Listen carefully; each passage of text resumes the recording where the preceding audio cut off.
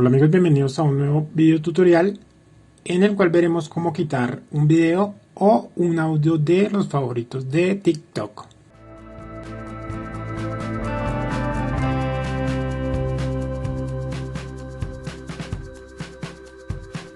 Bien, para quitar un video vamos a entrar a TikTok, nos vamos a ir a la opción Yo y aquí vamos a dar clic aquí arribita en esta opción, ahí van a estar los videos y los audios favoritos. Entonces damos clic ahí, nos aparece, vamos a dar clic en cualquiera, lo voy a pausar, le damos clic en los tres punticos, nos vamos a la opción eliminar, aparece al final del lado derecho, entonces le damos clic en eliminar y listo. Ahora vámonos a sonidos. Si quieren eliminar un sonido, igual se van a sonidos, le dan clic en estos tres punticos, tres barritas y ahí aparece que el sonido está añadido como favorito. Simplemente le damos clic ahí y ya quedó deseleccionado, es decir, ya quedó eliminado de los audios favoritos. Esa es la forma de eliminar los audios y los videos de favoritos en TikTok.